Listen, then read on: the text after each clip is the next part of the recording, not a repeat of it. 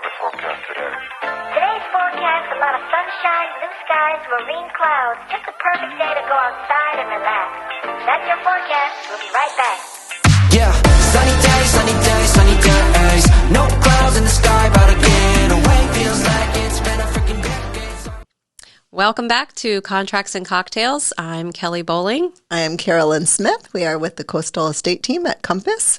And today we're going to talk about how do you know when the house is the one, like the right house for you? Yes. So I've always been a big proponent of like a feeling. It's more of like a feeling I get. The house speaks to you. It does. Yeah. So like when I bought my own house, the one that I've been there for 7 years, I remember walking in and we got to the kitchen and I just looked around and there were like little signs. So there was this huge island and it's a really big kitchen and I wasn't used to that, but I loved it. And it was a white kitchen and I came from a really dark kitchen before. Right. So it was, kind of the aesthetic I was looking for.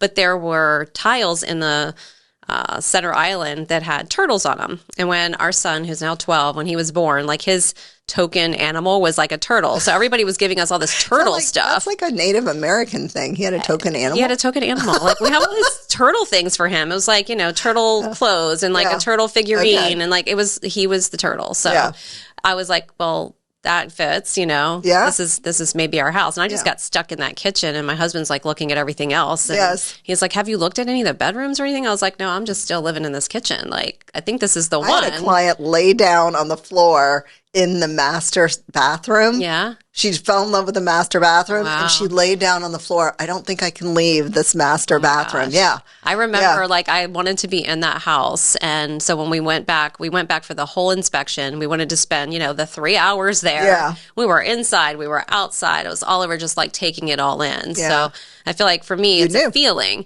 And then I recently took a buyer of mine out and we looked at several properties over, honestly, the last, I don't know, probably 8 months he's been looking, but he had to sell his house first and finally did that. And I took him into this one house and I told him before he walked in the door, I said, this is my favorite floor plan from this builder. It was a resale and it's called the Melody. And Melody was my mom's name. Yes. And so, but that's not why it's my favorite. Yes. It's just the kitchen in that house. It's got a great kitchen. It does. It's like this whole wall of cabinets, this huge island that's kind of angled in that overlooks the living room. It's a really amazing floor plan. And it's not a crazy large house. It's like under 2,300 square feet. Yes. But it's got 4 bedrooms, 3 baths. It's an awesome floor plan. And I'm like, I think you're going to like this. And so we walk in and they're like, oh yeah, it's really nice. And so I'm, kind of like follow one of them around just to see what they're looking at. And I followed him into one of the bedrooms and there was a canvas print of like a map on the wall. Yeah. And, to me, it really didn't mean anything. And all I hear him say is, oh my gosh, I was born there and grew up there.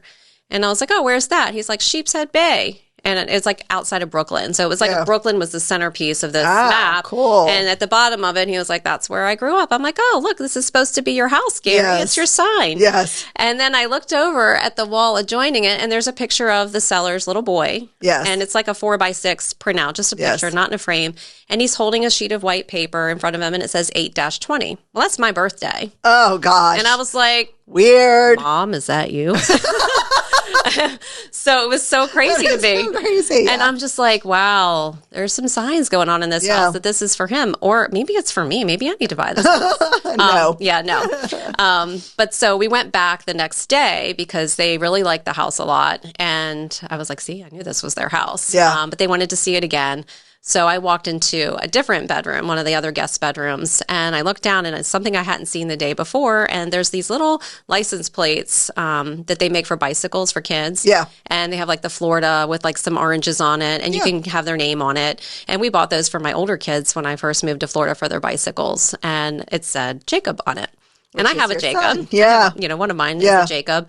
So I've had that identical license plate before, purchased it. And I was like, wait, is her kid's name Jacob? And then I'm looking and there's some artwork on the wall. And sure enough, his name is Jacob. Oh my gosh. That's just too coincidental. Yes. It's so strange to me. And they got the house. They got the house. They got the house. They're so happy. Yeah. And so it's happy. a perfect house for them. And Kellie and I were talking earlier that sometimes when you're working with a realtor for a long time, when we were working with a client for a long time, we'll, because we're sending you properties. We're not just having you go out and look through the MLS. And then send us a list. Send us a list. We're looking and saying what fits. We've gotten to know you. We know what you're looking for. And we'll send you something and you're like, yeah, that's not for me. And we're like, no, that is for you. Yeah. That is for you. We know. And I have literally kidnapped clients. Like they've been in my car. We're looking at stuff. And they're like, where are we going now? And I'm like, oh, we're going to that one you didn't want to see. What? I'm like, yeah, I just, I always say humor me. That's my thing. Humor me and just, it's one stop. And I can't tell you the number of times that people have bought a property that we know is the one. Yes. We know because we get to know you. We get to know your personality. What are you looking for? What feeling do you want? Know about your family. And, that's part of our job.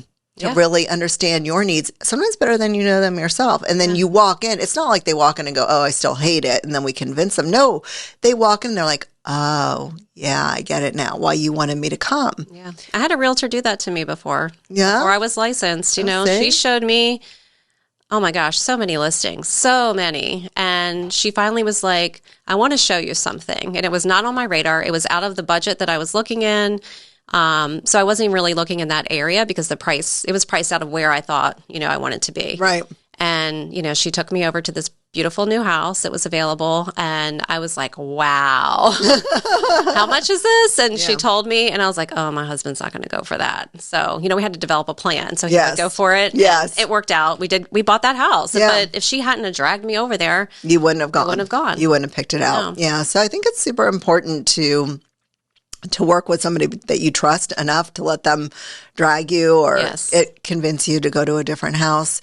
And you do know, you walk in the house and there's just a feeling. Like the house I'm in now is, I've been in it for a long time, but it's an odd house. But I knew when I walked in, like that's my house. I wanted to change a bunch of stuff, but it just felt right to me. Yeah. And you want it to feel right. You don't want to get in and just feel like, what did I buy this house? Yeah, what I buy this house for? Right. So, you don't want to have that buyer's remorse. That's not good. Yeah. Yeah. So important. Feel good about it. We have time, right? Yeah. So we're going to talk about when you're out with your realtor and they're saying humor me and you're seeing all these houses and you as a buyer, have you eaten breakfast? Have you planned to be out for looking at however many homes? Let's say you're not looking at one or two. Right. You're looking at 6 or 7 houses. You're looking at a lot of homes. You're going to be out for a long time. And we as realtors, we struggle with this because, we go on a schedule. Right. We're on a schedule. We're here and then we're booking the appointments. All the appointments are booked in advance. Right. And we're wondering, so do we stop for lunch? Yeah. What about bathroom breaks? That's important. And, a lot of times if you're in a house, somebody will, one of your buyers might say, hey, is it okay if I use the restroom here? And I never quite know the right answer to that. Like if it's a vacant house, it's like, well, is the water turned on? Is there toilet paper? Don't sneak off into the bathroom without checking with us because a lot of times the water's off. And sometimes they even seal the toilets off with the saran wrap or some sort of plastic to prevent them from being used. So it's kind of like, it might be easier to stop at the Wawa on your way to the next house or something. Yeah. People do want to do that. But for lunch, it's a tough one because honestly, that can be, first of all, it takes a lot of time. It does. So, in our business, time is critical. We're trying to get to the appointments. How long do we schedule? How long is it going to take you to eat? Where do you like to eat? All of these things. So usually I do not schedule in lunch. I tell people. Unless they've specifically requested it, I don't either. So I have, and just recently I've had some clients who more than one day, they went out for long days and they've actually asked me, can we stop and eat during the day because we end up not eating till 5. For us, I feel like we're kind of used to that. Yeah. I like packed snacks. Yeah. I have snacks in the car. If I get too famished, then I can just pop in some protein and be on my way. At Wawa and you can go in. Now I have a funny story about that because one time I had a family in my car. We don't travel in the same car as much anymore since COVID. But I had a family in the car and their son was probably, 7 or 8. And they're like, can we stop and get some water? And it's 7-Eleven. And I had just gotten this car, brand new. Literally, it was the first week, brand new car. And I'm like, yeah, sure, no problem. So the dad goes in with the son and he walks out 7-Eleven. You can guess, he walks out with like a cherry Slurpee. Oh, no. And I'm like, I'm looking at them and, Now I would be like, you're not putting that in my car, right? I don't care how old my own children have those in my car. I don't either. Yeah. I don't either. So I was shocked. And he's like, oh, he'll be fine. He'll be careful. What's the first thing he does? He spills it. He spills it. And that cherry, okay, so it didn't stain the seats, but it stained all the stitching on the seats, and it never came out. Never came out. The whole time I owned the car, Oh my gosh. the stitching in the back seat was stained cherry It's a Slurpee. good reason not to have them in your car. Yeah. No offense. No offense. But also, that's the other thing about them being in your car, though, too. So when is there time for them to candidly speak to one another Yes. about, I feel like a lot of people feel like they have to have a poker face when they're Yes. looking at houses, right? Yes. And they can't show how much they like it. And I've had a couple buyers recently where, you don't know by looking at them if they even really like it because true. they think they have to, True. not like Yeah. it that much. They'll get a better deal or something, Yeah. right? So it's a good time for you as buyers together, a couple or, Yeah. whatever your relationship is with the other person you're looking with to discuss, like, did we like that house? What didn't we like about the house? What true. should we pay for it? And then we're driving around and our phone's ringing like crazy. Well, that's the thing. I feel like that's something I've really gotten used to saying, it gives me the time.